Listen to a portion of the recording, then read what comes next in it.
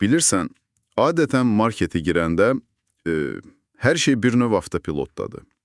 Əlini həmişə ki refə uzadırsan, eyni məhsulu götürürsən və qiymətinə heç baxmırsan da.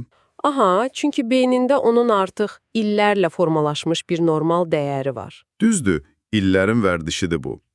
Lakin bugün araşdırdığımız mövzu, yəni bu mənbəmiz, bu avtopilotun necə qəfil sındırıldığını göstərir bizə. Qarşımızda sosial şəbəkələrdə yayılıb hamını panikaya salan qısa bir xəbər başlığı var. Hə, o məşhur başlıq. Bəli, başlıq belədir. Bu çərəzin qiyməti kəskin bahalaşdı, özü də böyük hərflərlə. Və bugünkü məqsədimiz səninlə, yəni bizi dinləyənlə birlikdə bunu dərindən araşdırmaqdır. İstəyirik anlayaq ki, niyə uzun iqtisadi hesabatlar yox, məhz bu cür qısa xəbərlər beynimizdə o siqnalizasiya sistemini işə salır. Yəni, təsadüfi deyil ki, məqalənin müəllifləri də məhz bu formata üstünlük veriblər. Uzun-uzadı inflyasiya qrafikləri, faiz dərəcələri. İnsanları darıxdırır. Əlbəttə, heç kimin diqqətini çəkmir o rəqəmlər. Lakin o kəskin sözü və böyük hərflərlə yazılmış bahalaşdı kəlməsi var ha, o, informasiyanı həzm etməyə macal tapmamış, bizdə birbaşa emosional reaksiya doğurur. Amma bir saniyə, gəl biraz reallığa baxaq da. Biz burada lüks avtomobildən, daşınmaz əmlakdan və ya hansısa böyük qlobal böhrandan danışmırıq axı. Sadəcə çərəzdən danışırıq. Bəli, altı üstü çərəzdir. Doğrudanmı bir ovuc badamın, fındığın qiymətinin qalxması insanda belə böyük bir psixoloji şok yarada bilər? Yəni, mənə biraz şişirilmiş reaksiya kimi gəlir. Açığı səthi baxanda mütləq elə görünür. Amma əslində burada arxa planda çox güclü bir psixoloji mexanizm işləyir. Davranış iqtisadiyyatında biz buna qiymət lövvərlənməsi deyirik və ya istinad qiyməti. Aha, yəni beyin nəsə bir standart müəyyən edir. Dəqiq. Bizim beynimiz hər gün aldığımız kiçik məhsullar üçün sabit bir qiymət lövbəri atır. Məsələn, deyək ki, bir mənzilin və ya maşının qiyməti 10% artır. Sən bunu hər gün hiss etmirsən də. Təbii, çünki hər gün ev almıram ki. Ay sağ ol.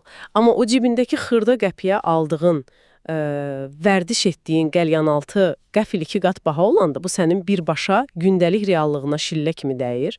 Çünki beyin o lövhənin qırıldığını anında qeydə alır. Aydındır, maraqlıdır əslində. Bu bilirsən nəyə bənzəyir? Sanki qaranlıqda pilləkəndə düşərkən qəfil ayağın boşa gedir, bir pilləni buraxırsan, hə? Hə, dəqiq. O hissi hamımız bilirik. Yəni əslində hansısa böyük, təhlükəli bir qəza baş vermir.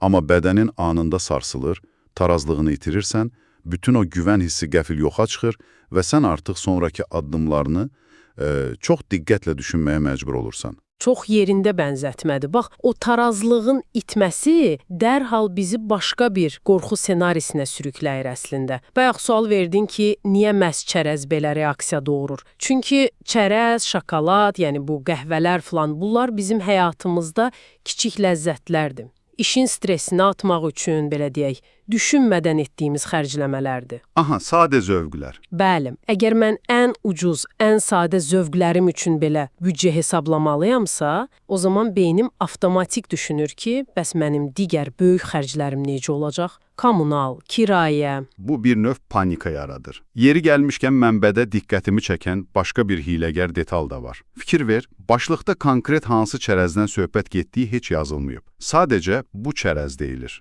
Hə, bu da klassik clickbait taktikasıdır əslində. Düzdür, insanı məcbur edir ki, girib oxusun.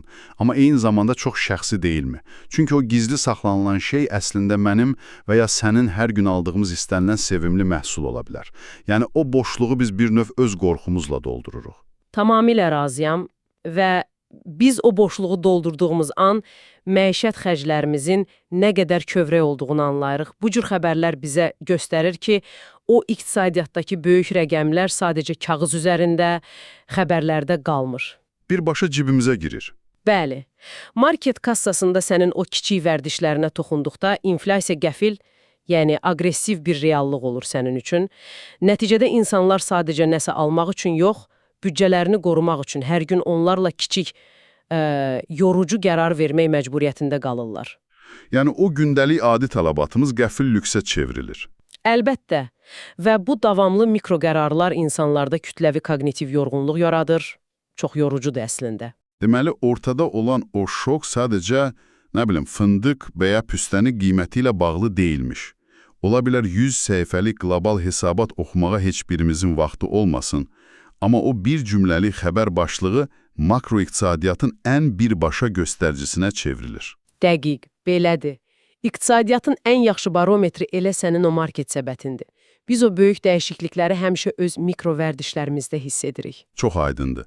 Elə isə yavaş-yavaş bu araşdırmamızı bitirərkən səndən, yəni bizi dinləyəndən xahişim budur. Bax, bunu bir düşün. Əgər bizim ən kiçik, ən sadə hesab etdiyimiz və fərqinə belə varmadan səbətə atdığımız məhsullar bir gecədə belə kəskin şəkildə lüksə çevrilə bilərsə, Yəni hər şey dəyişə bilər. bəli, o zaman sənin bu həyatda daimi, toxunulmaz və sabit hesab etdiyin başqa nələr, bəlkə də indi səssizcə dəyişir. Bəlkə də əsas təhlükə dəyişən rəqəmlərdə deyil, bizim normal hesab etdiyimiz normaların özünün belə kövrək olmasındadır.